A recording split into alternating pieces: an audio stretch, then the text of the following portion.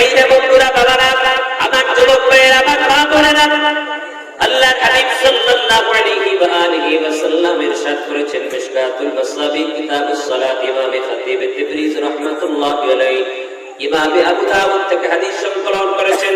হযরত আবু হুরায়রা থেকে হাদিস, আল্লাহর হাবিব বলেন মা বিন আহাদি ইউসাল্লিমু আলাইকা ইল্লা রাদ্দাল্লাহু আলাইকা রূহি হাত্তা আরুদ্দা আলাইহিস সালাম ও কামা ক্বালা আলাইহিস সালাতু ওয়াস সালাম।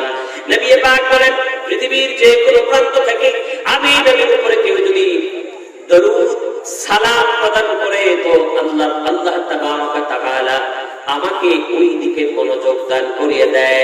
আমি যখন মনোযোগ দিয়ে দেই হাত্তা আরুদ্দা আলাইহিস সালাম, তো আমি আমার উম্মত এবং আল্লাহ যে কোনো সৃষ্টির সালামের জবাব মদিনা থেকে দিয়ে দিই। ইমামে জাযুলি ফরমান দালাইলুল খায়রাত বিশ্ববিখ্যাত দরুদের কিতাব, কিতাবে লেখা রয়েছে ইমামে জাযুলি এমন একজন আলিম দ্বীন ছিলেন, এমন একজন আশিক রাসূল ছিলেন যার ইন্তেকালের পরে তার কবরের মাটি থেকে 100 বছর পর্যন্ত মেশকাম্বরের সুঘ্রাণ বের হয়েছে। ওনার জিসিম শরীর তো নয়, বরং ওনার কবরের মাটি থেকে 100 বছর পর্যন্ত মেশকাম্বরের সুঘ্রাণ বের হয়েছিল। ইমামে জাযুলি ওনার দালাইলুল খায়রাতের মুকদ্দমাতে লিখেছেন আল্লাহর হাবিব বলেছেন, নবী পাক সাল্লাল্লাহু আলাইহি একটা হাদিস, নবীজি বলেন আসমাউ সালাতা আহলি মুহাব্বতি ওয়া আ'রিফুহুম, যে ব্যক্তি মুহাব্বতে আমার উপরে দরুদ পড়বে, আমাকে সালাম দিবে, ওই ব্যক্তি, যে ব্যক্তি মুহাব্বতে আমার উপরে দরুদ পড়বে এবং আমি নবীকে সালাম দিবে, আমি নবী মদিনা থেকে সরাসরি তার কণ্ঠের আওয়াজ শুনি এবং তাকে চিনতেও পারি। ফেরেশতা লাগবে না, মাধ্যম লাগবে না, ওয়াসিতা লাগবে না, শুধুমাত্র মহব্বত দরকার। বলে সুবহানাল্লাহ। জোরে বলুন কি দরকার? মহব্বত। সুতরাং যখন দরুদ শরীফ পাঠ করা হবে, ভাইজানেরা, যখনই দরুদ শরীফ হবে, মসজিদে হোক, মাদ্রাসায় হোক, জলসায় হোক, খানকায় হোক, ঘরে হোক, হাঁটতে হাঁটতে হোক, বসে বসে হোক, ঘুমের সময় হোক, অবশ্যই অবশ্যই মুহাব্বত প্রয়োজন। আমার ভাইরা, আমার প্রিয় মুসলমান যুবক ভাইরা, আমার মা বোনেরা, আমার বাবা ভাইরা, উলামায়ে কেরাম, উলামায়ে ইলম, একটা হাদিসে পাক শোনাই দিই। ইমামে জালালউদ্দিন সুয়ুতি, যিনি আমার নবীজিকে 75 বার স্বপ্নে দেখেছে। কোন কোন আলিম দ্বীন তো বলেছেন ইমামে জালালউদ্দিন সুয়ুতি আল্লাহর হাবিবকে 35 বার জাগ্রত অবস্থায় দিদার পেয়েছে। 35 বার এই চর্মচক্ষু দিয়ে দিদার পেয়েছে ইমামে জালালউদ্দিন সুয়ুতি। ওনার বিশ্ববিখ্যাত ফাতাওয়া কিতাব আল হাওয়াবিল ফাতাওয়া, দ্বিতীয় খণ্ড 555 নম্বর পৃষ্ঠাতে হাদিসে পাক সংকলন করেছেন। নবী পাক সাল্লাল্লাহু আলাইহি ওয়া আলিহি ওয়াসাল্লাম বলেন, আমি যখন ইন্তেকাল করব, আমার মরণের পরে, আমার ইন্তেকালের পরে আমাকে যখন কবরের ভিতরে শোয়া দেওয়া হবে, আমার কবরে আনওয়ারে মহান রব্বুল কারীম একজন ফেরেশতা নিযুক্ত করে দিবে। ওই ফেরেশতাকে আল্লাহ রাব্বুল আলামিন কি ক্ষমতা দান করবে, আমি নবীর জবান থেকে শুনে নাও।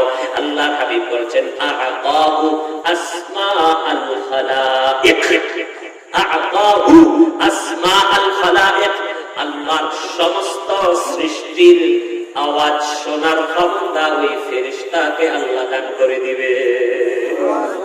জোরে সুবহানাল্লাহ বলে সমস্যা আছে? আরেকটু জবান বলে বলি মাশাআল্লাহ। ফেরেশতার ক্ষমতা আল্লাহর হাবিবের জবান থেকে আমরা শুনলাম।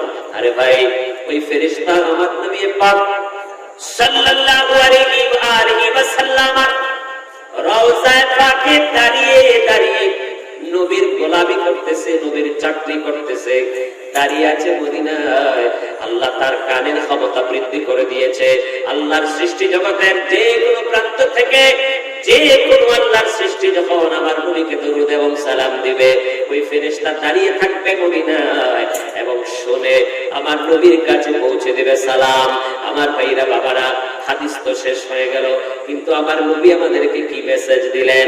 আল্লাহর হাবিব বলেন, হে আমার উম্মতের দল, আমার ফেরেশতা আমার দরবারে গোলামি করে, আমার কবরে আনোয়ারের পাশে দাঁড়িয়ে দাঁড়িয়ে চাকরি করবে ওয়ালা একজন আল্লাহর ফেরেশতা যদি ক্ষমতা হয়, আল্লাহর সমস্ত সৃষ্টি জগতের সমস্ত মাখলুকের আওয়াজ শোনার ক্ষমতা যদি তাকে আল্লাহ দান করে দেয়, এবার বলো ওই গোলামের প্রতি আমি নবীর ক্ষমতা তার চাইতে কম না বেশি? সুবহানাল্লাহ বলবেন না? ফেরেশতাকে এই ক্ষমতা দেওয়া হয়েছে। আর আমি মুহাদ্দিস মুফাসসির ডক্টর শায়েখ নায়েক ভাইকে বলি, নবী দূর থেকে শুনতে পায় না, নবী দূর থেকে শুনতে পায় না। এই মূর্খ এই জাতিকে শেষ করে দিচ্ছে। এজন্য আমার ভাইরা বাবারা, দরুদ শরীফ এমন ভাবে পড়ব, চক্ষুটা বন্ধ থাকবে, ডানে বামে তাকাবো না, মুহাব্বত থাকবে, সম্ভব হলে কল্পনার জগতে চলে যাব, আর মনে মনে চিন্তা করব আমি এই মুহূর্তে মদিনায় পাকের রওজায়ে পাকের সামনে দাঁড়িয়ে আমি আমার নবী পাক সাল্লাল্লাহু আলাইহি সাল্লামকে মুহাব্বত দরুদ এবং সালাম দিচ্ছি। আমার নবী নিজ কান মুবারক দ্বারা শুনতে পাচ্ছে। আরে আওয়াজ দিয়ে শুনি সুবহানাল্লাহ। নবীকে সেই ক্ষমতা দিয়েছেন কে? আরেকটু জবান করে বলেন, দিয়েছেন কে? সৃষ্টিকর্তা দিয়েছেন। কাকে দিয়েছেন? মুহাম্মাদুর রাসূলুল্লাহ সাল্লাল্লাহু আলাইহি ওয়াসাল্লাম। এজন্য আমার বাবা ভাইয়েরা, আমার যুবক ভাইয়েরা, একটু মুহাব্বতে আমরা দরুদ শরীফ পড়ব। জবানটা মেরে উঁচু আওয়াজে চক্ষুটা বন্ধ করে আরো একবার দরুদ শরীফ আল্লাহুম্মা সাল্লি, মাশাআল্লাহ, জবান খুলে মুহাব্বতে মাওলানা মুহাম্মদ ওয়া আলা আলি সাইয়্যিদিনা মাওলানা। वो जहन्नम में गया जो उनसे मुस्तगनी हुआ, वो जहन्नम में गया जो उनसे मुस्तगनी हुआ है। खलीलुल्लाह को हाजत रसूलुल्लाह की। अल्लाहुम्मा सल्ली मौलाना मुहम्मद व अला आलि सय्यिदना मौलाना मुहम्मद। সমস্ত প্রশংসা আল্লাহ পাকের জন্য, যে মহান আল্লাহ জাল্লা জালালুহু আমাদেরকে মায়া করে আদর করে এই নূরানি ইরফানি বরকতি মাহফিলে জলসায় আসার তৌফিক দান করেছেন। যে মহান আল্লাহ তাআলা দ্বীন শিখানোর জন্য সুদূর বাংলাদেশ থেকে আমাকে এই ইন্ডিয়াতে আসার তৌফিক দান করেছেন। আপনাদেরকে বিভিন্ন এলাকা থেকে দ্বীন শিখার জন্য, ইসলামের বাণী শোনার জন্য, কোরআন হাদিসের বাণী শোনার জন্য, আউলিয়ায়ে কেরামের কেরামত শোনার জন্য আসার তৌফিক দিয়েছেন। সে মহান রব্বে কারীমের দরবারে জবানটা উঁচু করে একবার শুকরিয়া আদায় করি, বলি আলহামদুলিল্লাহ। না সবাই একটা জবান বন্ধ হবে না, উচ্চ আওয়াজে বলি আলহামদুলিল্লাহ। যত বেশি আলহামদুলিল্লাহ করবেন খুশি হবে কে? জোরে বলেন না, কে খুশি হবে? আল্লাহ খুশি হবে। আল্লাহ আপনাকে খাবার দিয়েছে, আল্লাহ আপনাকে সন্তান দিয়েছে, আল্লাহ আপনাকে জবান দিয়েছে, আল্লাহ আপনার কানে শক্তি দিয়েছে, আল্লাহ আপনার চোখে শক্তি দান করেছে। কারো সন্তান নাই আপনার আছে, কারো সম্পদ নাই আপনার আছে, কারো ছেলে আছে মেয়ে নাই আপনার ছেলে এবং মেয়ে আছে। বারবার শুকরিয়া আদায় করবেন, আমার আল্লাহ খুশি হয়ে যাবে। যদি আল্লাহ খুশি থাকে দুনিয়াতেও শান্তি, পরকালে মুক্তি। বলেন সুবহানাল্লাহ। আমার মনে কল্পনা জল্পনা, যাব আমি সোনার মদিনা। বাবা আমার মনে কল্পনা জল্পনা, যাব আমি সোনার মদিনা। সবাই সোনার মদিনা যাবেন না? যেতে মন চায়? একটু জবানটা বলে দেখি কার কার মন চায়। আমার মনে জল্পনা কল্পনা যাব আমি সোনার সোনার মধ্যে জবান করে বলতে হবে আমার মনে জল্পনা কল্পনা যাব আমি সোনার বাবা যাব আমি সোনার মদিনা বলো যাব আমি সোনার বাবা বাবা গো যাব আমি সোনার মদিনা বলো আমার মনে জল্পনা কল্পনা যাব আমি সোনার বাবা মনটায় আমার অনেক খুশি নবীজিকে ভালোবাসি মনটায় আমার অনেক খুশি নবীজিকে ভালোবাসি ভালোবেসে তৃপ্তি মিটে না বলো ভালোবেসে তৃপ্তি মিটে না গো যাবো আমি সোনার মদিনা বলো আমার মনে জল্পনা কল্পনা যাব আমি সোনার বাবা যাব আমি সোনার মদিনা বলো যাব আমি বাবা বাবা গো যাব আমি সোনার মদিনা বলো আমার মনে জল্পনা কল্পনা যাব আমি সোনার নবী তোমার নামে এত জাদু ডাকিলে মনে হয় মধু তোমার নামে এত জাদু ডাকিলে মনে হয় মধু এই মধু কখনো ফোরায় না বলো এই মধু কখনো ফোরায় না বাবা বাবা গো যাবো আমি সোনার মদিনা জবান বলে যাবো আমি সোনার আমার মনে কল্পনা জল্পনা যাব আমি সোনার বলো যাব আমি সোনার মদিনা বাবা যাব আমি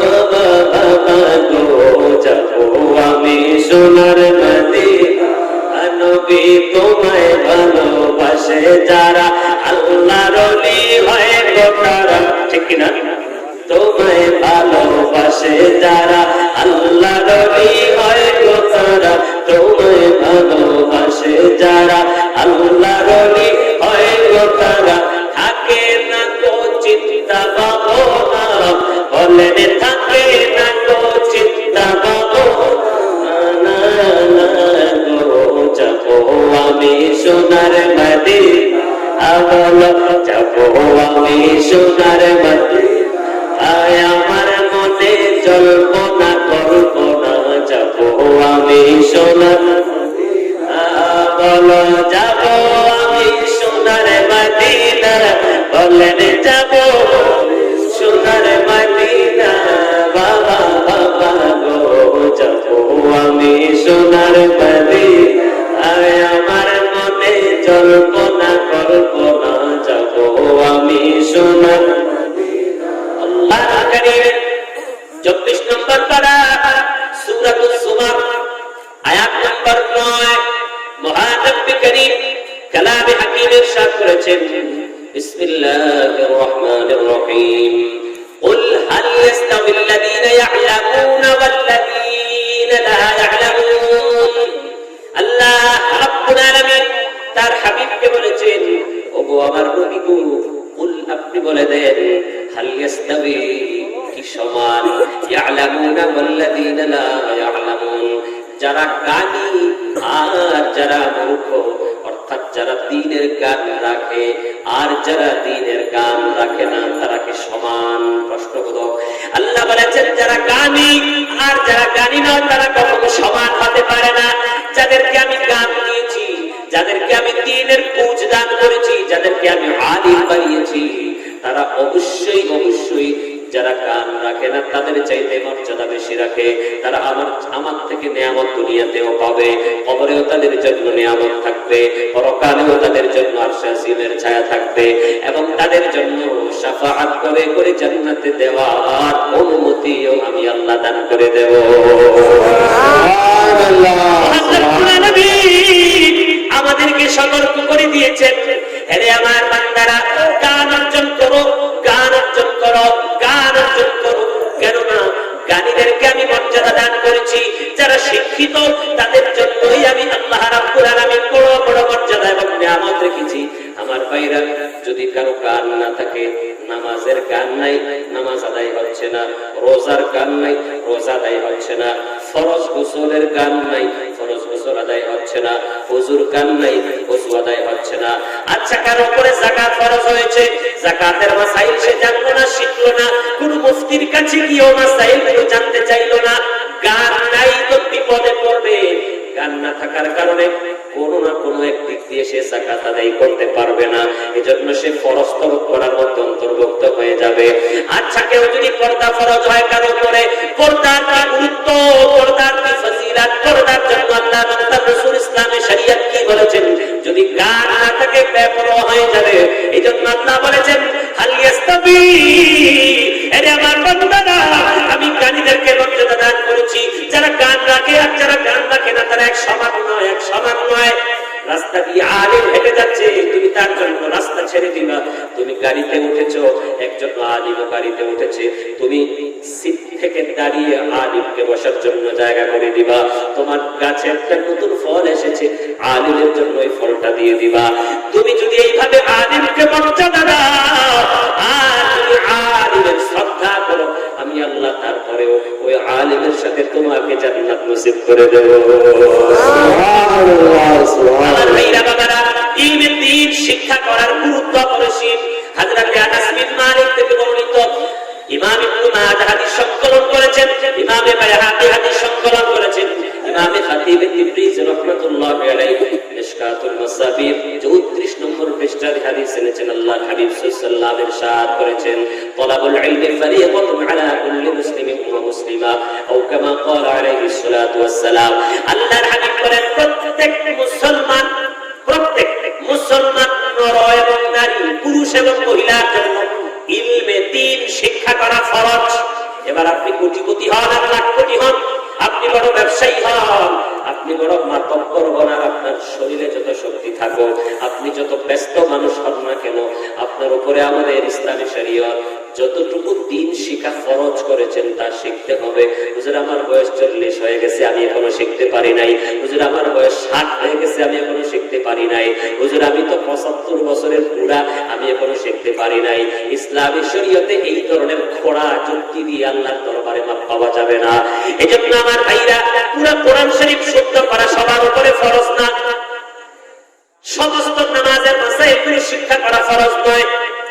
কতটুকু? যতটুকু ইলমে দ্বীন অর্জন করলে পরে নামাজের ফরজ এবং ওয়াজিব আদায় হয়ে যাবে, ফরজ গোসলের ফরজ এবং ওয়াজিব আদায় হয়ে যাবে, রোজার ফরজ এবং ওয়াজিব আদায় হয়ে যাবে। প্রত্যেকটি ফরজ এবং ওয়াজিবাত, যেই সমস্ত আমলগুলো আছে, এই সমস্ত আমলের মাসাইল গুলো জানতে হবে। সর্বপ্রথম মুসলমান প্রত্যেকের উপর দায়িত্ব হলো সহিহ শুদ্ধভাবে কোরআন শিখা। সবটা না পড়তে পারেন, সূরাতুল ফাতিহা একটা, কয়টা হলো? মনোযোগ আছে আপনাদের? সবার মনোযোগ আছে? আমার সাথে একটু কথা না বললে আমার ভালো লাগবে না। আচ্ছা, আমার ভাইরা বাবারা, সূরাতুল ফাতিহা একটা সূরা, সূরাতুল ফিল মানে আলাম তারা কাইফা ফাআলা, সূরাতুল কুরাইশ, সূরাতুল মাউন, সূরাতুল কাউসার, কয়টা হলো? বলে না কয়টা হলো? পাঁচটা সূরা।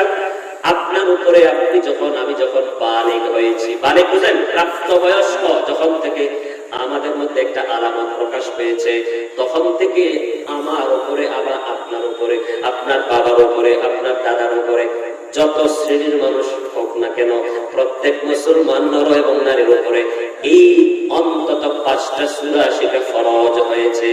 নামাজের শুরু থেকে একবারে সালাম পর্যন্ত যতগুলো ফরজ এবং ওয়াজিবাত এবং সুন্নাতে মুআক্কাদা রয়েছে, এগুলো আমাদের শিক্ষা করা ফরজ। সকাল থেকে সন্ধ্যা পেটের খাতনায়, সকাল থেকে সন্ধ্যা চা খাওয়ার আড্ডা মারায়, সকাল থেকে সন্ধ্যা এই জনের গীবত, ওই জনের মিথ্যা, এই জনের পিছনে আরেক জনের দোষ যুবক করে, ঠিক কিনা? কথা বলেন না? কথা ঠিক আছে না? চা খেতে আছে, গীবত করতে আছে, চা খাচ্ছে, মিথ্যা বলছে। আরে আমার বাবারা, বন্ধুরা, এই জন্য এই যে একটা মাদ্রাসা হয়েছে। আপনারা সৌভাগ্যের ব্যাপার, যে ছাত্রগুলো এই মাদ্রাসায় পড়তেছে তাদের কোরআন সহিহ হচ্ছে, তারা ইলমে দ্বীন অর্জন করতেছে। আমার ভাইরা, মজার কথা শোনাবো, ইলমে দ্বীন শিক্ষা করলে কেমন ফজিলত, এবং যারা ইলমে দ্বীন শিক্ষার দিকে সাহায্য করেছে তাদের কি ফজিলত। একেবারে নেচে উঠবেন, মাচাল হয়ে যাবেন। আল্লাহ সবাইকে ধৈর্যের সাথে বসার তৌফিক দান করুন। জোরে জোরে বলি আমিন। জবানটা খুলে বলেন না আমিন। নিয়ত পরিষ্কার থাকতে হবে। এক আলিম বলেছেন, নিয়াতুল মুমিনি খায়রুম মিন আমালি। কাজ আমলের চাইতে কিন্তু নিয়তের দাম বেশি। কথা বুঝেন নাই মনে হয়? আপনি যে কাজ করছেন, যাকাত করছেন, দান করছেন, সাদকা করছেন, পাঞ্জাবি পড়ছেন, পাগড়ি লাগাচ্ছেন, নামাজ পড়ছেন, মাদ্রাসা করছেন, নিয়ত যদি পরিষ্কার না থাকে কোটি কোটি কোটি কোটি টাকার কোনো দাম হবে না। এজন্য আমার ভাইরা নিয়ত পরিষ্কার করুন।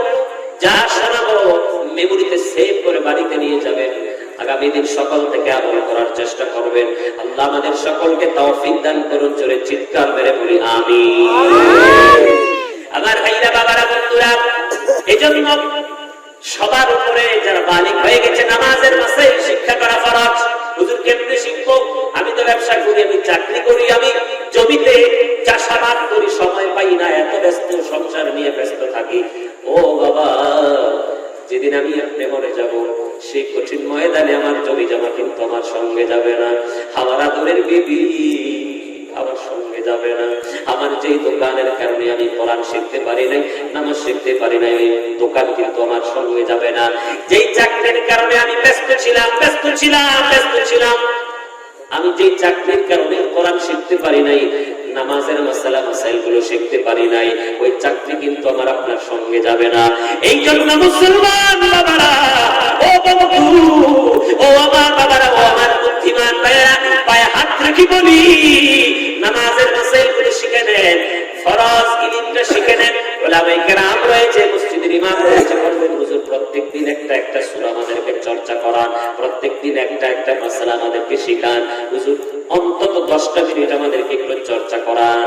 দেখবেন আলহামদুলিল্লাহ প্রত্যেকদিন একটু পড়তে শুনতে আমার আপনার ফরজ ইলম আদায় হয়ে যাবে। আমার ভাইরা, বাবারা, আমরা একা সৃষ্টি হয়েছি, আল্লাহ আমাদেরকে একা বানিয়েছে, আবার আমরা একাই আল্লাহর কাছে ফিরে যেতে হবে। রে বাবা, আমার বাড়ির জায়গায়, আমার জমির জায়গায়, আমার এই সাতটা অনেক মানুষেরা আমাকে বাবা দিত, অনেক মানুষেরা আমাকে আশ্চর্য হয়ে বলতো, ভাই তোমার তো অনেক পয়সা হয়েছে, ভাই তোমার সন্তানরা তো অনেক ভালো চলতেছে। এই কথা বলে আমাকে গুনাহে লিপ্ত করাইতো। আয় আফসোস, যেদিন আমি মরে যাব সেদিন আমাকে কেউ আর বাবা দিবে না, সেদিন কেউ আমার প্রশংসা করবে না, সেদিন আমার জমি জমা, আমার টাকা পয়সা, আমার ইজ্জত সম্মান, আমার সন্তানি আর মাতব্বরি আমার সঙ্গে কবরে যাবে না। যাবে না কি? যাবে। ও মুসলমান, কবরের চিন্তা করো, মরণের চিন্তা করো। যদি ইলম থাকে যে মরণের সময় কি ভয়াবহ শাস্তি হবে, তাহলেই তো মরণের একটু চিন্তা হবে। তো ইলমে দ্বীন তো নাই, ইলম তো নাই, বিদ্যা নাই, তো এই জন্য মরণকে ভয় পাই না, কবরকে ভয় পাই না। কিয়ামতের ময়দানে যে কঠিন আযাব হবে, কঠিন তামার জমিন, সূর্য আধা হাত কিংবা আধা মাইল করে থেকে তাপ দিবে, সূর্যের 13টা মুখ, এত উত্তপ্ত গরম, সূর্যের তাপে আমার জমিনটা গরম হয়ে যাবে, মাথার মগজটা গলে টপ করে পড়বে। এই ইলম থাকলে তো আমরা একটু ভয় পাবো। হযরত উমর রাদিয়াল্লাহু তাআলা হযরত উবাই ইবনে কাব রাদিয়াল্লাহু তাআলা কে প্রশ্ন করলেন, হে উবাই ইবনে কাব, একটু আমাকে শোনান, কাফির, মুনাফিক, গুনাহগারদের মওতের সময় কি যন্ত্রণা হয়? এবার হযরত উবাই ইবনে কাব রাদিয়াল্লাহু তাআলা বলতে লাগলেন, হে আমিরুল মুমিনিন, একটু কি শোনাবো? বলেন, হ্যাঁ। উবাই ইবনে কাব একটু বড় বললেন, একটি কাঁটাযুক্ত ডালা, ওই ডালার মধ্যে অনেকগুলো শাখা প্রশাখা, প্রত্যেকটি শাখা প্রশাখার মধ্যে কাঁটা রয়েছে। ওই কাঁটা যুক্ত ডালা যদি কারো পেটের ভিতরে প্রবেশ করে দেওয়া হয়, আর একজন শক্তিশালী ব্যক্তি যদি ওই ডালাকে সজোরে টান মারে, ওই কাটার সাথে যেমন ভাবে শিরা উপশিরা পেটের কিছু অংশ গোস্ত পেটের রক্ত অংশ ওই কাটার সাথে বেরিয়ে আসবে, মৃত্যুর যন্ত্রণা তার চাইতে আরো ভয়ঙ্কর হবে। হায় মুসলমান, ও আমার সুন্নি ভাইরা, ও আমার বাবা ভাইরা, আমরা একটু শুনে যাই, দিলটাকে একটু নরম করে দেই। ইলমে দ্বীন শিখার ফজিলত অনেক রয়েছে। হযরত আব্দুল্লাহ ইবনে আব্বাস রাদিয়াল্লাহু তাআলা আনহু থেকে বর্ণিত, তিনি বলেন, তাদারুসুল ইলমি সাআতাম মিনাল লাইল খায়রুম মিন ইহইয়াইহা।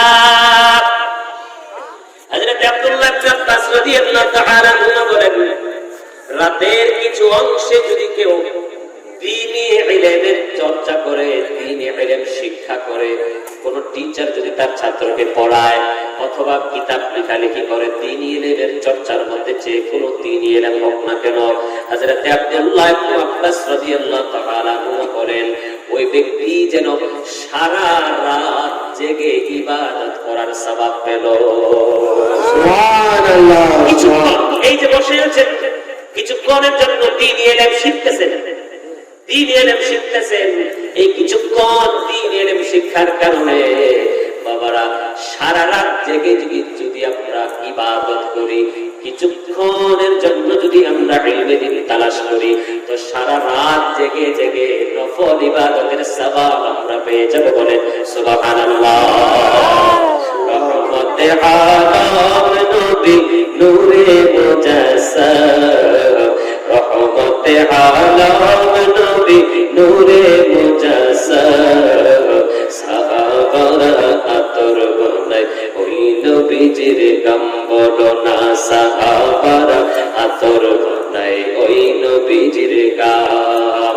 চিনো জানো মানো কেমন আমার নবীজি, যাবার পাগল চন্দ্র সূর্য তারকারাজি, বাবা যাবার পাগল চন্দ্র সূর্য তারকারাজি, বাবা চিনো জানো মানো কেমন আমার নবীজি, যাবার পাগল চন্দ্র সূর্য তারকারাজি, বাবা আরো শুনবানি সুন্দর কাহিনী, আরো শুনবানি সুন্দর কাহিনী, জান্নাতের ওই রুমে রুমে লিখা নবীর নাম, জান্নাতের ওই রুমে রুমে লিখা নবীর নাম। বলেন রহমতে আলম নবী নূরে মুজাসসাম,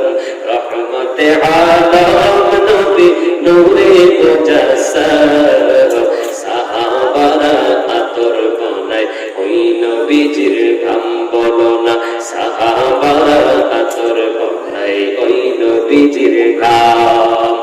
উস্তনে আন্নানা একটা খেজুর গাছের নাম, যাকে ধরে খুতবা দিতেন রাসূল আকরাম। সুবহানাল্লাহ বলেন, সুবহানাল্লাহ। আরেকটু জবান বলে উচ্চ আওয়াজে সুবহানাল্লাহ। উস্তনে আন্নানা একটা খেজুর গাছের নাম, যাকে ধরে খুতবা দিতেন রাসূল আকরাম। বলো যাকে ধরে খুতবা দিতেন রাসূল আকরাম, কষ্ট নবীর বিরহে কাঁদিতে রোগে, নবীর বিরহে কাঁদিতে রোগে, হতবাক হইলেন যত সাহাবায়ে কেরাম। বলো রহমতে আলম নূরে মুজাসসাম, রহমতে আলম নবী নূরে মুজাসসাম, সাহাবারা আতর বানায় ওই নবীজির ঘাম বলো না, সাহাবারা আতর বানায় ওই নবীজির ঘাম। একটু জবান করে বলি আলহামদুলিল্লাহ। একটা জবানও বন্ধ থাকবে না। পুরুষ ভাইয়েরা সবাই বলি আলহামদুলিল্লাহ। আমার প্রিয় প্রিয় মুসলমান ভাইরা, সুন্নি ভাইরা, আমার যুবক ভাইরা, আমার মা বোনেরা, একটু একটু মেহেরবানি করে মনোযোগ দিয়ে শ্রবণ করুন, শেষ পর্যন্ত শুনে যান। আশা করি অনেক কিছু ইলম অর্জন করে বাড়িতে যেতে পারবেন, যেটা আপনাদের আগামী দিন সকাল থেকে প্রত্যেকটি ক্ষেত্রে কাজে লেগে যেতে পারে। আল্লাহ রাব্বুল আলামিন কালামে হাকিম ইরশাদ করেছেন, ইবতিল হিকমাতা মান ইয়াশা ওয়া মান ইউতাল হিকমাতা ফাকাদ উতিয়া খায়রান কাসীরা। সূরাতুল বাকারাতে আল্লাহ রাব্বুল আলামিন বলেন, আল্লাহ যাকে চান তাকে হিকমত তথা ইলমে দ্বীন দান করেন, এবং যাকে আল্লাহ হিকমত দান করেছেন, ইলমে দ্বীন দান করেছেন, তাকে অনেক কল্যাণ দান করা হয়েছে।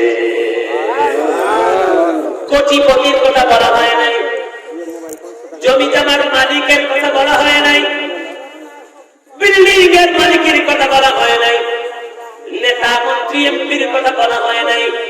আল্লাহ বলেছেন,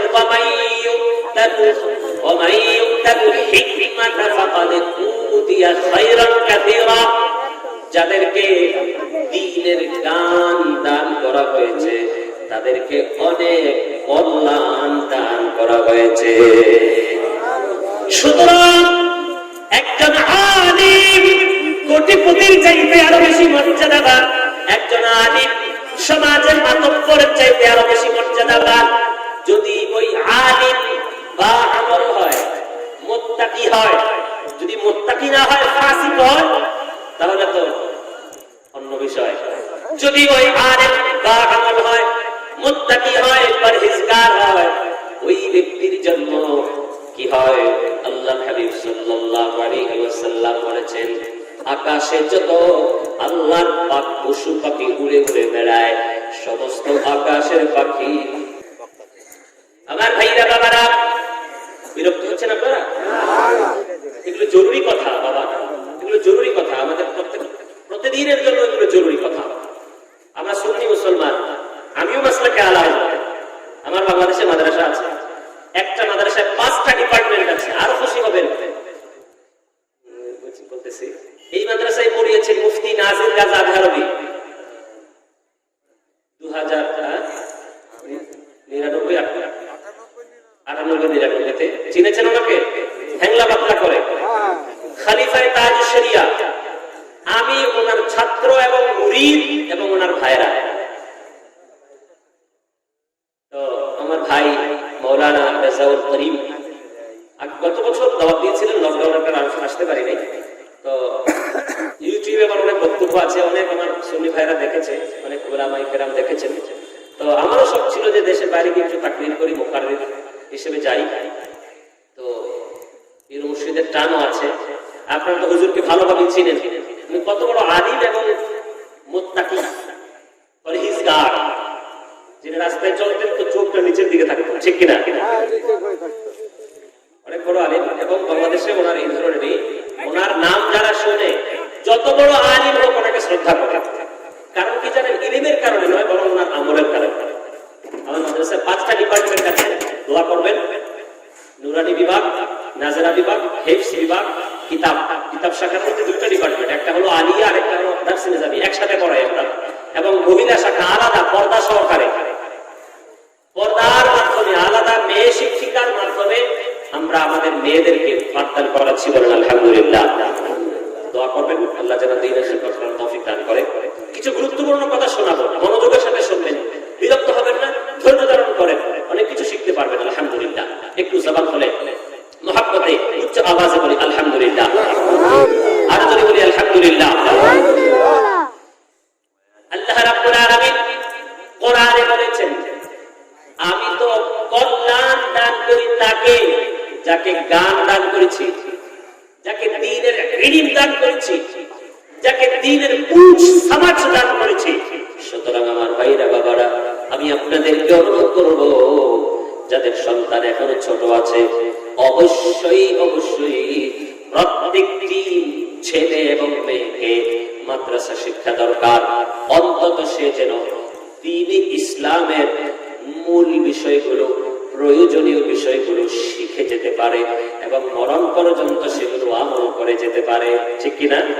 দরকার কি দরকার না? আমার অনেক বড় ভাইরা রয়েছেন, তারা আফসোস করে, মাদ্রাসা পায় নাই, আবার অনেকের সংসারে অভাব ছিল, পড়তে পারে নাই। এখন আফসোস করে, হায় আমি কি করলাম, আমার কোরআন তো অশুদ্ধ, আমার নামাজ অশুদ্ধ, আমি দ্বীনি ইলম শিক্ষা করতে পারি নাই, আমি তো ভালোভাবে কোরআন এখনো পড়তে পারি না। আফসোস করেন আমার ভাইরা বাবারা, আফসোস করতে করতে মরণ এসে যাবে। এখনই চেষ্টা করেন 5টা সূরা মুখস্থ করে নেন। আর যাদের ঘরে ছোট ছোট ছেলে মেয়ে বাচ্চা আছে, অন্তত ইসলাম এর মৌলিক জিনিসগুলো শেখানোর জন্য মাদ্রাসায় ভর্তি করিয়ে দেন, যেন ছোট্টবেলা থাকতেই সে মা বাবার আদব শিক্ষা গ্রহণ করে, ছোট্টবেলা থাকতেই মুরব্বীদের আদব শিক্ষা গ্রহণ করে, কোরআনটা সহি হয়ে যায়, নামাজ এবং ওযু গোসল বিভিন্ন ধরনের মাসাইলগুলো সে জানতে পারে। এরপরে আপনি 4-5 বছর পরে আপনি তাকে কলেজে ইউনিভার্সিটিতে পড়ান, যেখানে ইচ্ছে সেখানে পড়ান। সে তো ইসলাম শিখেছে, সে তো দ্বীনি ইলম অর্জন করেছে, এবার আপনি তাকে ছেড়ে দেন। দেখবেন যেখানে যাবে সেখানে সে 5 ওয়াক্ত নামাজ পড়বে, দাঁড়িয়ে রাখবে, সহি সত্যভাবে দ্বীন ইসলামের বিধিবিধানগুলো আদায় করবে। জোরে বলুন ঠিক কিনা? আবার ভাইরা বাবারা দেখেন, একটা মজার ঘটনা শোনাই দিই আপনাদেরকে। আমাদের মাযহাবের ইমামে আযম আবু হানিফা রাহমাতুল্লাহি আলাইহি, ওনার একজন শাগির্দ যাকে কিয়ামত পর্যন্ত মানুষ স্মরণ করবে, এখন আমরা স্মরণ করি, যার নাম ইমামে আবু ইউসুফ রাহমাতুল্লাহি আলাইহি। এত বড় আলেম ছিলেন, এত বড় আলেম ছিলেন, সুবহানাল্লাহ।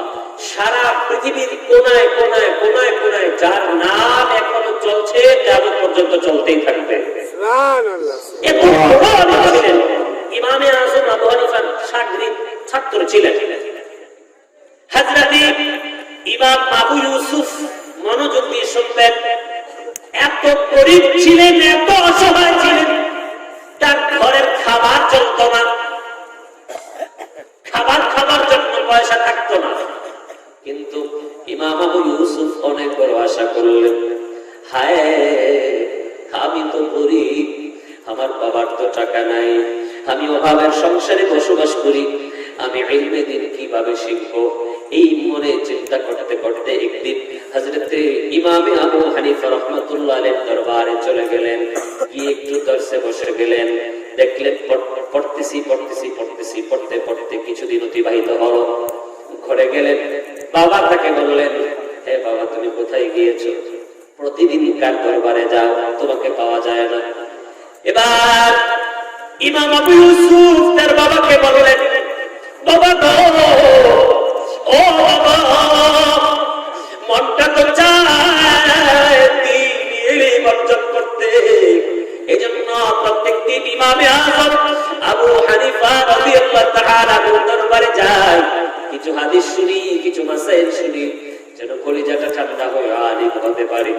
এবার বাবা ডেকে ডেকে বললেন, হে ইউসুফ, ওনার নাম ইয়াকুব ছিল, বললেন ইয়াকুব, হে ইয়াকুব, তুমি তো জানো আমার ঘরে সংসারে তো অভাবের সংসার, আমি একা কিছুই করতে পারি না, তুমি যদি ওখানে সারাদিন কাটিয়ে দাও তো আমার ঘরে খাবার চলবে না, এত অভাবের সংসার, তুমি কাজ না করলে আমার ঘরে খাবার চলবে না, খাবারই তো খেতে পারবো না, তো তুমি কিভাবে দ্বীন ইলম অর্জন করবা?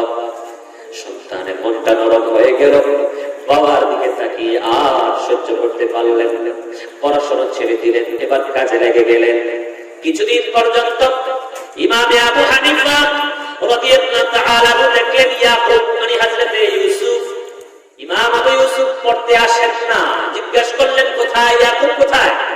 বললেন অনেকদিন পর্যন্ত পড়তে আসে না, কারণটা কি? একজনকে পাঠিয়ে দিলেন, যাও ব্যাপারটা কি একটু জেনে আসো, যদি সম্ভব হয় তাকে আমার কাছে নিয়ে এসো। পাঠিয়ে দিলেন, চলে গেলেন ইমাম আবু ইউসুফের বাড়িতে একজন ব্যক্তি। জিজ্ঞাসা করলেন, হে ইয়াকুব, আবু হানিফা তোমাকে খোঁজ করেছেন, ব্যাপার কি, তুমি যাও না কেন? বললেন, আমার বাবা তো আমাকে ধরে ফেলেছি, আমার অভাবী সংসার, আমার ঘরে খাবার চলে না, আমি এখন কি করব? আমার বাবা আমাকে রিকোয়েস্ট করেছে, ও সন্তান পড়াশোনা বন্ধ করে দে, সংসারের কাছে ব্যয় কর সময়টা, এই জন্য আমি করতে চাই না। বললেন, তোমার যদি সময় থাকে চলো, ওস্তাদ তোমাকে খুঁজছে। চলে গেলেন ওই ব্যক্তির সাথে ইমামে আযমের দরবারে। এবার ইমাম আবু ইউসুফ রাহমাতুল্লাহ আলাইহি দেখে ইমাম আবু হানিফা রাহমাতুল্লাহ আলাইহি বললেন, হে ইয়াকুব ইয়াকুব ব্যাপার কি বললেন হুজুর এই ব্যাপার। হযরত ইমাম আবু হানিফা রাহমাতুল্লাহ আলাইহি অনেক বড় ব্যবসায়ী ছিলেন, মালদার ছিলেন, পয়সাওয়ালা, সম্পদশালী ছিলেন। আবার তিনি আলিম ছিলেন। সম্পদ একদিকে চলতো, ব্যবসা একদিকে চলতো, আরেকদিকে তিনি আমার নবীজির দ্বীনে ইলমের চর্চা করতেন, ছাত্রদেরকে শিখাতেন, হাদিসে পাক শোনাতেন, মাসাইল শিখাতেন। এবার বললেন বাইরে যাও, বসো বসো, আর ওদিকে তাকায় না, পড়তে থাকো। ছুটি যখন সময় হয়ে গেল, বাচ্চারা সবাই বাড়ির দিকে চলে যাচ্ছে, স্টুডেন্ট যারা ছিল সবাই বাড়ির দিকে চলে যাচ্ছে। আর ইমামে আযম আবু হানিফা রাহমাতুল্লাহি আলাইহি হযরতে ইমাম ইউসুফ বললেন, ইয়াকুব বসে যাও, বসো বসো, তুমি যেও না, বসো। আবার প্রিয় ভাইরা, এবার তিনি কি বললেন, ইমাম আযম আবু হানিফা রাহমাতুল্লাহি আলাইহি একটা থলে, থলে যেটার মধ্যে মুদ্রা রাখা আছে, দিনার, দিনার পয়সা, গিফট দেবা। বলে নাও, এটা নাও। নিলে, বলে যাও এটা ঘরে দিয়ে আসো, ঘরের চিন্তা বাদ দিয়ে দাও, আজ থেকে আমার দরবার থেকে তোমার ছুটি হবে না। সুবহানাল্লাহ বলবেন। ইমামে আযম ইমাম আবু ইউসুফের খরচ নয়, বরং ওনার সংসারের খরচ দিয়ে দিলেন। যাও, যারা এই মাদ্রাসায় দান করেছেন, করতেছেন, যারা মাদ্রাসার ছাত্রকে খাওয়াচ্ছেন, যারা আলিম দ্বীনের সেবা করেছেন, শোনেন, কান পেতে শোনেন, আমাদের মাযহাবের ইমামের আচরণ কেমন ছিল, বৈশিষ্ট্য কেমন ছিল। সুবহানাল্লাহ। বললেন যাও ইয়াকুব, যাও যাও, এই দিনারের থলেটা বাড়িতে নিয়ে আসো, আর বাড়িতে বলে আসবা আমার ওস্তাদ বলেছে আজকের পর থেকে আমার আর ছুটি হবে না, সংসারের সমস্ত খরচ এই থলের দিনার দিয়ে হবে, আমি আর বাড়িতে আসবো না। এই কথা বলে ইমাম আবু ইউসুফ চলে আসলেন ইমামে আবু হানিফার দরবারে। ইমাম ইউসুফ পড়তে রইলেন, পড়তে রইলেন, পড়তে রইলেন। আমার প্রিয় প্রিয় ভাইরা, বাবারা, আমার বোনেরা, আমার যুবক ভাইরা, আমার সম্পদশালী ভাইরা, একটু মনোযোগ দিয়ে কান পেতে শুনে নেন। এবার ইমামে আবু হানিফা রাহমাতুল্লাহি আলাইহি 1 মাস 2 মাস নয়, 1 বছর 2 বছর নয়, ইমাম আবু ইউসুফের সংসারের খরচ তিনি 10 বছর পর্যন্ত লাগাতার বহন করেছে। সুবহানাল্লাহ। কত বছর? কত বছর? কথা বলবেন না? কত বছর? সংসারের খরচ। আপনি আমি তো একজন ছাত্রের বেতন দেই, আপনি আমি তো একজন ছাত্রকে খাওয়াই, বাবা আপনি আমি তো 1000 2000 3000 টাকা দিয়ে দিই।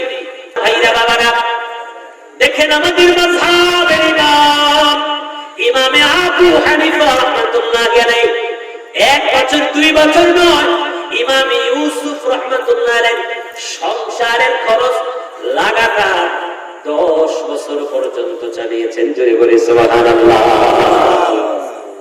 আমার প্রিয় ভাইরা বাবারা, এবার ইমাম আবু ইউসুফ বলেছেন, ইমাম আযম আবু হানিফা রাহমাতুল্লাহি আলাইহি আমাকে ইলম দিয়ে মালামাল করে দিয়েছেন, পাশাপাশি আমাকে দুনিয়ার মাল দিয়েও মালামাল করে দিয়েছে।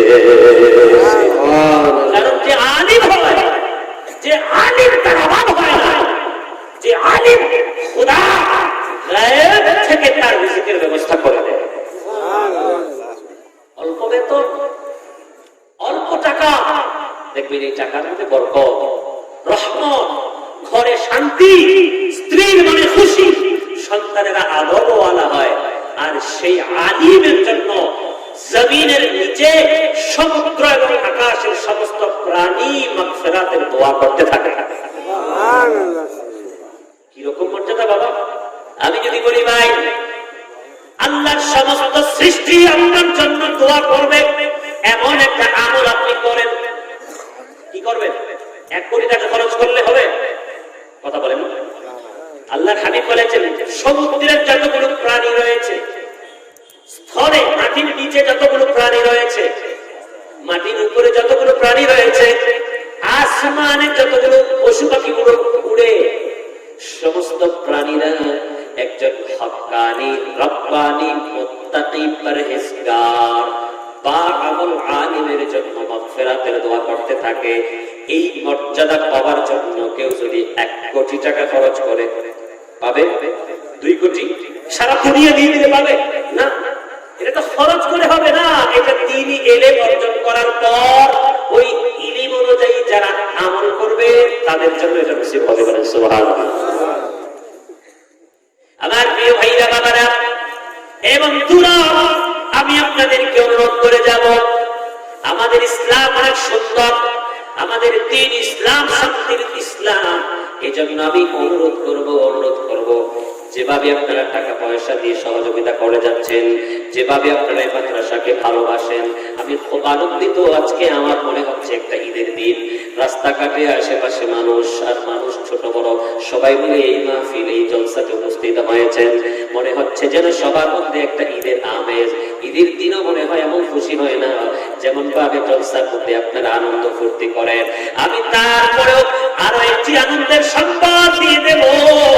ও আমার বাবারা ভাইয়েরা, যদি আপনার সন্তানকে মাদ্রাসায় পড়াতে পারেন আর আপনার সন্তান যেদিন আলিম হয়ে পাগড়ি লাগায় আপনার ঘরে যাবে, ওই আলিমটার মর্যাদা কেমন হবে? ওই আলিমের পিতা আপনি হবেন, ওই আলিমের মা আপনি হবেন। হাসরের ময়দানে আপনার জন্য, আপনার সন্তানের জন্য, আপনার এবং আপনার স্ত্রীর মাথায় আল্লাহর নূরের টুপি পড়ায় দিবে। সুবহানাল্লাহ। এই কঠিন ময়দানে মানুষগুলো এদিক সেদিক ছোটাছুটি করবে, পেরেশান হয়ে যাবে।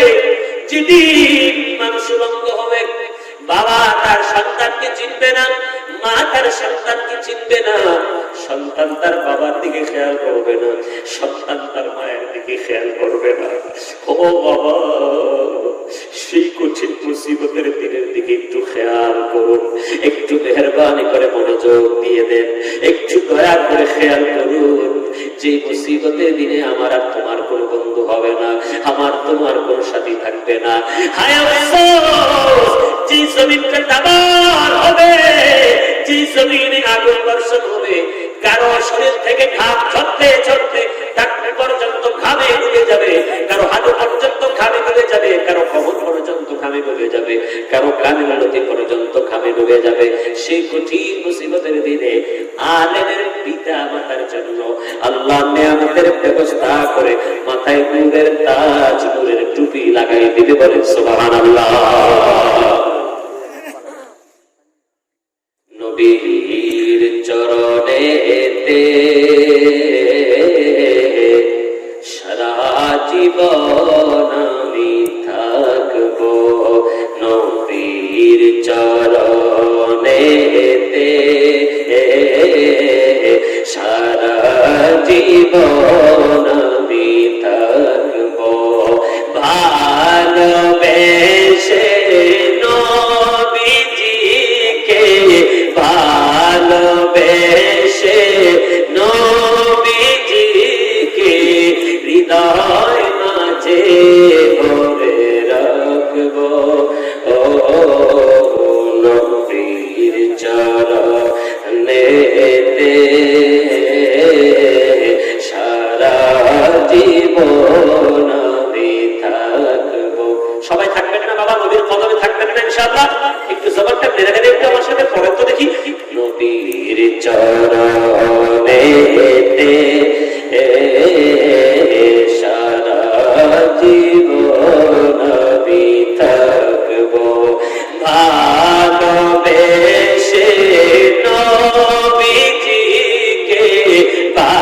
ভালোবেসে নবীজিকে হৃদয় মাঝে ভরে রাখবো। ও নবীর চরণেতে সারা জীবন আমি থাকবো। দরুদে সালামে মিলাদেতে আমি, দরুদে সালামে মিলাদেতে আমি নূর নবীকে খুশি করবো। ঠিক কিনা? দরুদ এবং সালাম দিয়ে নূর দরুদে সালামে মিলাদে হবে নূর নবীকে খুশি করব ও নবীর চরণেতে সারা জীবন আমি থাকব নবীর চরণেতে সারা জীবন আমি থাকব মনের জ্বালা যাবে আমার মনের জ্বালা যাবে আমার যখন নবীকে আমি দেখব নবীর চরণেতে সারা জীবন আমি থাকব বলেন নবীর চরণেতে সারা জীবন আমি থাকব লোভ লালসায় পরে আমি লোভ লালসায় পরে আমি নবীর কদম নাই ছাড়ব ঠিক কিনা টাকার কারণে নবীর সুন্নাতের খেলাফ কাজ করবেন স্ত্রীকে খুশি করতে গিয়া নবীর সুন্নাতের খেলাফ কাজ করবেন এটা মুসলমান হওয়ার বৈশিষ্ট্য নয় ইমানদার হওয়ার বৈশিষ্ট্য নয় এই জন্য কবি বলেছেন লোভ লালসায় পরে আমি নবীর সুন্নাত নাই ছাড়ব ও নবীর চরণেতে সারা জীবন আমি থাকব বলুন নবীর চরণেতে সারা জীবন আমি থাকব আমার ভাইরা মদিনায় পাকে একজন মুজাহিদ ছিলেন তার নাম ছিল ফারুক উনি তার স্ত্রীকে বললেন বিবি গো ও বিবি জিহাদ করতে বাইরে বেরিয়ে যাব বিবি ডেকে ডেকে বললেন ওগো আমার স্বামী আপনার সন্তান তো আমার পেটে আপনি তো জিহাদে বেরিয়ে যাবেন আমি কি করব কিভাবে থাকব এবার স্বামী বললেন আল্লাহ এবং তার রাসূলের উপর ভরসা নাও ৩০,০০০ দিনার স্ত্রীর হাতে দিয়ে এবার হযরতে ফারুক রাহমাতুল্লাহি আলাইহি চলে গেলেন জিহাদের ময়দানে আমার প্রিয় ভাইরা বাবারা ওগো আমার বন্ধুরা বাবারা এবার হযরতে ফারুক রাহমাতুল্লাহি আলাইহি ৩০-২৭ বছর পর্যন্ত আল্লাহর রাস্তায় জিহাদ করলেন এবার মনে মনে চিন্তা করলেন যাই একটু বাড়ির দিকে ফিরে যাই ২৭ বছর পরে বাড়িতে ফিরে আসলেন নিজ বাড়িতে ঘোড়া নিয়ে ঘরে প্রবেশ করে ফেললেন ২৭ বছরের সন্তান সামনে এসে দাঁড়িয়ে বলল কি ব্যাপার বুঝলাম না হঠাৎ করে আপনি কোথা চলে আসলেন ঘোড়া নিয়ে ঘরে ঢুকে ফেললেন আবার হাতে লাঠিও রয়েছে আরেকজনের ঘরে ঢুকতে আপনার লজ্জা হলো না তখন ওই পিতা বলে তুমি কোথা আসলে আমার ঘরে তুমি কি করো এখন ২৭ বছরের বেটা ২৭ বছর তো ও জিহাদের ময়দানে ছিল আল্লাহর রাস্তায় সময় দিয়েছে জিহাদ করেছে এদিক দিয়ে ২৭ বছরের বেটা বড় হয়ে গেছে বাপ তার সন্তানকে চিনে না সন্তান তার বাপকে চিনে না তুমি কোথা আসলে এখানে হঠাৎ করে আরেকজনের ঘরে যদি হঠাৎ করে কেউ ঘোড়া নিয়ে আরেকজনের ঘরে ঢুকে কি অবস্থা হবে বলেন তো পিটাপিটি শুরু হয়ে যাবে তুমি কোথা ঘোড়া নিয়ে ঢুকে ফেললে মানে তো অনুমতি দিবে যে আমি ঘরে আসতে চাই আমি অমুক মানে তুমি আমার স্ত্রীর ঘরে কি করছো এটা তো আমার স্ত্রীর কথা কি বলে কি আচ্ছা বলে ২৭ বছর তো বেটা তার বাপকে দেখেনি ২৭ বছর পরে এক লোক এসে বলে যে আমার স্ত্রীর ঘর ও বলে কি এই ঝগড়াঝাটি শুরু হয়ে গেল কিছু লোক জমা হয়ে গেল ইমাম মালিক রাহমাতুল্লাহি আলাইহি তিনিও ওই ঘরে চলে আসলেন। সুবহানাল্লাহ। এবার ঘরের ভিতর থেকে একজন মহিলা আওয়াজ করল। ওই ব্যক্তি বলল, আমার নাম ফারুক, আমি 27 বছর আগে জিহাদের ময়দানে গিয়েছিলাম, আল্লাহর রাস্তায় জিহাদ করার জন্য, এখন বাড়িতে ফিরেছি। এই আওয়াজ যখন ওই তার সন্তানের নাম ছিল হযরতে রাবিআ রাহমাতুল্লাহি আলাইহি, যিনি ইমামে মালিক রাহমাতুল্লাহি আলাইহির উস্তাদ। এবার হযরতে রাবিআর মা ভিতর থেকে বললেন, ওনার নাম ফারুক, ওনার বেটার নাম রাবিআ, কিভাবে চিনবে? উনি তো এই রাবিআকে আমার পেটে ধারণ করে জিহাদের ময়দানে 27 বছর আগে ঘর থেকে বেরিয়ে গিয়েছে। এবার সন্তান যখন তার বাবাকে চিনতে পারলো, বাবাও যখন দেখলো আমার পেটটা এত বড় হয়েছে, এবার একজন আরেকজনকে ধরে একেবারে আপ্লুত হয়ে গেছে, ভালোবাসায় মহব্বতে কান্নাকাটি করলেন একটু। বাস, সন্তান চলে গেল মসজিদে। বাবা তার স্ত্রীর সাথে দেখা করতে ভিতরে চলে গেলেন, কুশল বিনিময় হলো। এবার বললেন, বিবি এবার তো বড়, 30,000 দিনার তোমাকে দান করেছিলাম। একটু খেয়াল করেন, 30,000 দিনার তোমাকে দান করেছিলাম, দিয়ে গিয়েছিলাম, কি করেছো সেই পয়সা? আজকে তোমরা হিসাব নেই না? যারা নেন না আজকে থেকে শুরু করেন, হিসাব দিতে হবে। ঘরের কর্তা বলে, কি করেছো 30,000 দিনার? বলেন, এত দূর থেকে এসেছে, জানি একটু নামাজটা আদায় করে আসেন, তারপরে তো বলছি। আচ্ছা ঠিক আছে। এবার হযরত ফারুক রাহমাতুল্লাহি আলাইহি নামাজ পড়তে মসজিদে গেলেন। গিয়ে দেখলেন মসজিদের ভিতরে একটা হালকা লাগানো, হালকা মানে দ্বীন ইলমের চর্চার জন্য কিছু লোক জমায়েত হয়ে দ্বীনের চর্চা করা। হযরত ফারুক রাহমাতুল্লাহি আলাইহি মসজিদে যখন প্রবেশ করলেন, দেখলেন একজন আলিমে দ্বীন ওখানে, তার কিছু ছাত্র রয়েছে, তাদেরকে হাদিসের দর্শ শোনাচ্ছেন, দ্বীনি ইলম শোনাচ্ছেন। তিনি খুব খুশি হলেন। যতটুকু সামনে যাচ্ছেন, চেহারা খুশিটা ধরা হয়ে যাচ্ছে। একটু সামনে গিয়ে দেখে আমার বেটা রাবিআ এই মসজিদে বসে বসে হাদিসের দর্শ দিচ্ছে। এমন আনন্দিত হলেন, খুশিতে আত্মহারা হয়ে গেলেন। আমার বেটা, এত বড় আলিম আমার বেটা, আল্লাহু আকবার, সুবহানাল্লাহ, আমার বেটা মাদ্রাসা ছাত্রদেরকে পড়াচ্ছে। খুশিতে আত্মহারা হয়ে গেলেন। আল্লাহু আকবার। নামাজ আদায় করলেন, শুকরিয়া আদায় করলেন। নামাজ শেষ করে স্ত্রীর কাছে ফিরে গেলেন।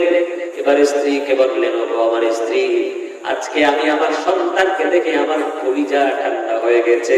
ও আমার বিবি, আমি আমার সন্তানকে যেই স্টেজে, যেই মর্যাদায় রেখেছি, এই মর্যাদায় আল্লাহ অনেক কম বান্দাই পৌঁছাতে পারে। এবার বিবি ডেকে ডেকে বললেন, ও আমার স্বামী, ও আমার প্রাণের স্বামী গো, যে 30,000 দিনার আমাকে আপনি দান করে দিয়েছিলেন, হাতে দিয়ে আপনি জিহাদের ময়দানে চলে গিয়েছিলেন, ও স্বামী, সংসারের খরচের পরে আপনার এই সন্তানকে লালন পালনের ক্ষেত্রে এবং তাকে ভালো বড় আলিম বানানোর জন্য আমি এই সম্পদে পয়সা খরচ করেছি। চিন্তা করে তো দেখি, সন্তানের জন্য টাকা খরচ করতে মন চায় না আমাদের। মাদ্রাসায় পড়ে জোতা নাই, টাকা নাই, নাস্তা নাই, কিতাব পয়সা নাই, ভালো মাদ্রাসায় ভর্তি করে না, ওস্তাদকে 100 টাকা হাতিয়ে দিতে কৃপণতা করে। এ আমার ভাইরা, জমিও তোমার জন্য সম্পদ, জমি জামা বলেন না কেন, নাকি জমি জামা বলেন? জমি জামাটাও তোমার সম্পদ। মনে রাখবেন, সন্তানটাও কিন্তু তোমার সম্পদ। কি বলেন? ঠিক কিনা? সন্তানটা সম্পদ না? জমি জামা কি সম্পদ? শুধু দোকানের মাল সম্পদ। ওই সম্পদকেও আমি আপনি মহব্বত করি। জমি জামার মালিক, অনেক জমি জামার মালিক, ওই জমি জামাকে আমি অনেক মহব্বত করি। কেন? এটার থেকে ফসল আসে, ফল আসে, পয়সা আসে, পয়সা।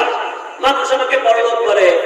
ওই সম্পদটাকে আমি যেভাবে গুরুত্ব দিচ্ছি, ওই সম্পদটাকে আমি যেভাবে লালন পালন করছি, ওই সম্পদটাকে যেভাবে আমি প্রিয় করে নিয়েছি, ঠিক তার চাইতে আরো বেশি দাবি এবং গুরুত্ব দিতে হবে আমাদের প্রত্যেকটি সন্তানের ক্ষেত্রে।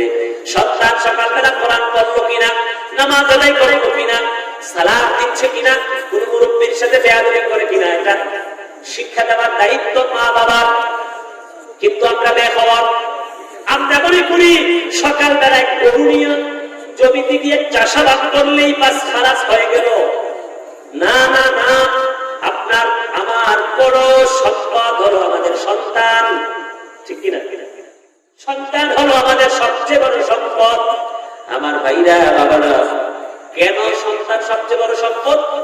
আপনি আমি যখন মরে যাব, জমি জামা দ্বারা আমার কোনো উপকার হবে না, দোকান পাট দিয়ে আমার কোনো উপকার হবে না, পয়সা কড়ি যা আমি দুনিয়াতে রেখে যাবো এটা দিয়ে আমার কোনো উপকার হবে না। আল্লাহর হাবিব বলেছেন কিনা মাতাল ইনসানু ইন কাতাআ আনহু আমালুহু। নবীজি বলেন একজন ব্যক্তি যখন মৃত্যুবরণ করে তার থেকে আমলের দরজা বন্ধ হয়ে যায়, বিচ্ছিন্ন হয়ে যায়, সে কোনো আমল করতে পারে না ইল্লা মিন সালাসা, তিনটি আমল ছাড়া। কয়টি? আমার ভাইরা বাবারা, কি বলতেছিলাম? তিনটা। বলেন, ইন্তেকালের পরে কয়টা সওয়াব জারি থাকে? তিনটা। এক নাম্বার ইল্লা মিন সাদাকাতিন জারিয়া, চলমান দান। এই যে আপনি আপনার মাদ্রাসার একজন ছাত্রকে আলিম বানিয়ে দিলেন, একজন ছাত্রকে খাওয়াইলেন, একজন ছাত্রের খরচটা আপনি বহন করলেন, একজন আলিম দ্বীনের দর্শী সে বেতনকে আপনি বহন করলেন, অথবা আপনি এই নিয়তে প্রত্যেক মাসে মাসে কিছু মাদ্রাসায় দান করলেন যে আমি এই টাকাটা এই জন্য দিচ্ছি, এই মাদ্রাসায় যে সকল ছাত্ররা পড়াশোনা করে আমার ইন্তেকালের পরে যেন আমি এই পড়াশোনা থেকে সওয়াব পেয়ে যাই। আপনি একটা টিউবওয়েল বসিয়ে দিলেন রাস্তার পাশে, আপনি মরে যাবেন, যতদিন পর্যন্ত ওই টিউবওয়েল থেকে মানুষ পানি পান করবে আপনি সওয়াব পেতেই থাকবেন। একটা মসজিদ নির্মাণ করে দিয়ে গেলেন, আপনি মরে যাবেন, আমি মরে যাব, ওই মসজিদে যতদিন নামাজ আদায় করবে আপনি সওয়াব পেতেই থাকবেন। আমার ভাইরা, চলমান সাদাকা ইন্তেকালের পরেও জারি থাকে। নাম্বার 2, আও ইলমি ইউনতাফাউ বিহি, এমন গান, এমন বিদ্যা রেখে যাওয়া যেই গান রেখে যাওয়ার পরে উপকার পাওয়া যায়। উপকারী গান কিতাব লিখে গেলেন, আপনি মরে গেছেন, কিতাব পড়তেছে, মানুষ সংশোধন হচ্ছে, আপনি সওয়াব পেতেই রয়েছেন। সুবহানাল্লাহ। এই যে আলিমে দ্বীন যারা ছাত্র বানাচ্ছে, দিচ্ছে, আলিম বানাচ্ছে, নিয়ত যদি পরিষ্কার থাকে, এই আলিমে দ্বীন দুনিয়া ছেড়ে বিদায় হয়ে যাবে, ওনাদের প্রত্যেকটি ছাত্র যতগুলো আমল করবে ওই প্রত্যেক ছাত্র থেকে ওই আলিমে দ্বীন সওয়াব পেতেই থাকবে।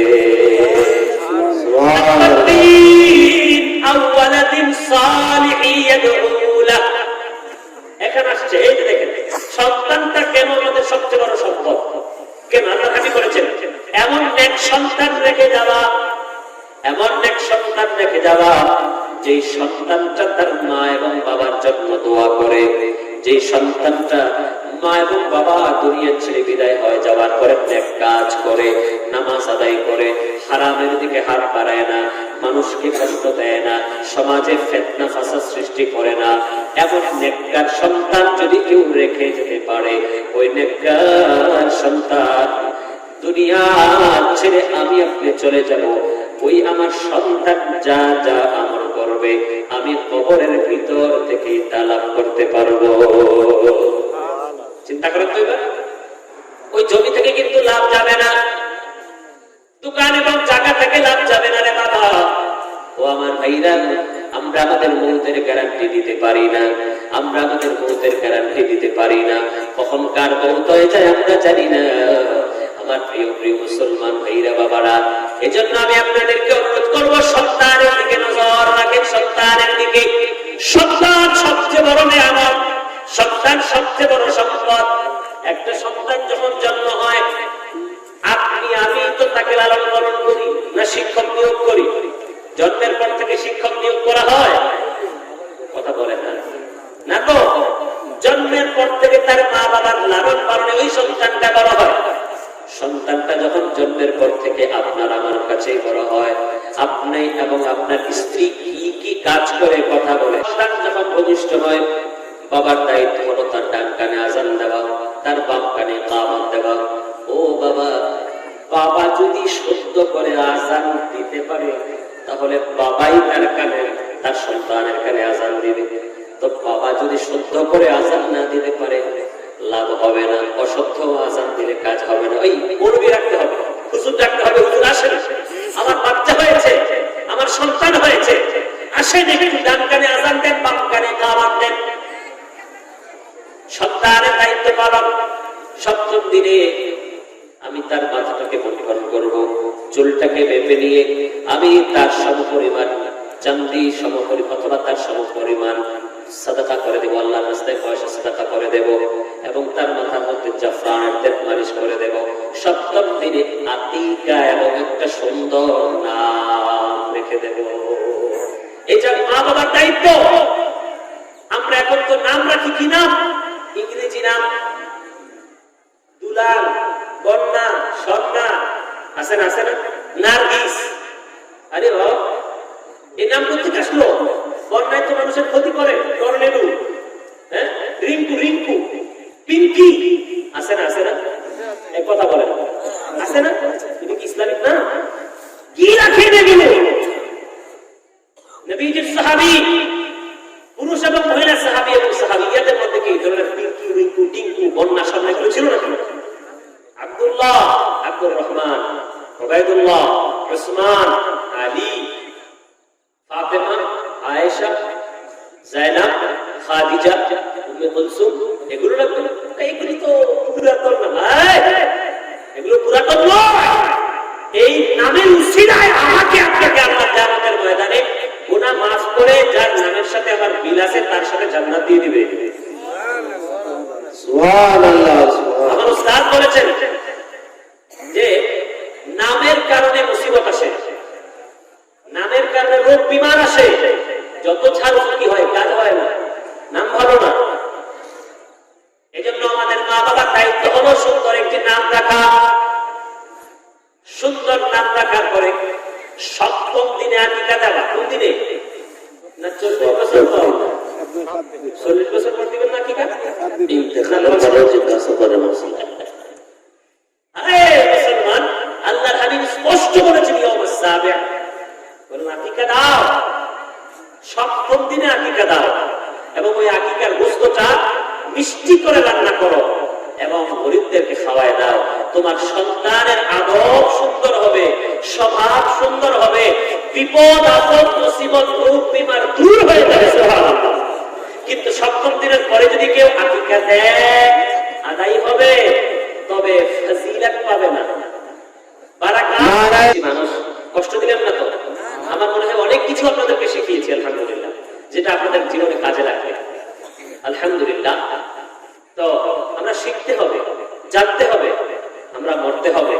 মরণের আগে আমরা আরেকবার মরতে হবে। নিজেকে প্রশ্ন করতে হবে, আমি যে মরব আমি কি নিয়ে যাব? আমি কি নিয়ে যাব? আমার মাথায় তো মিথ্যা কথা গোনা এখনো চেপে আছে। আমি তো পরের হক নষ্ট করেছি, আমি জবান দিয়ে চুগলখড়ি করেছি, আমি এই জবান এবং হাত দিয়ে মানুষকে কষ্ট দিয়েছি, মাপ চাই নাই, ক্ষমা চাই নাই, মাপ চাই নাই। নিজেকে প্রশ্ন করুন না একটু, দেখবেন নিজেকে প্রশ্ন করলে নিজের মধ্যে থেকে উত্তর বেরিয়ে আসবে। আমরা সত্যি মুসলমান। আল্লাহ পাক রব্বুল আলামিন আমাদেরকে ঈমানের সাথে এবং ভালো আমলের সাথে ইন্তেকালের তৌফিক দান করুন, বলি আমিন। দোয়া তো করি, আমিন বলেন, জোরে বলি আমিন। তো আমার জন্য দোয়া করবেন। আর বাড়াচ্ছি না, হুজুর চলে এসেছেন, তো বাংলাদেশ থেকে এসেছি, আল্লাহ যেন নিরাপদে রাখে। আল্লাহ পাক রব্বুল আলামিন যেন ইলম এবং আমল দুটোটাকে সালামত রাখে এবং বা আমল বা ইলম বা ঈমান নিয়ে যেন মরতে পারি। আল্লাহ সবাইকে তৌফিক দান করুন, আমাকে তৌফিক দান করুন। ওয়া মা আলাইনা ইল্লাল বালাগ। ওয়াসসালামু আলাইকুম ওয়া রাহমাতুল্লাহি ওয়া বারাকাতুহু।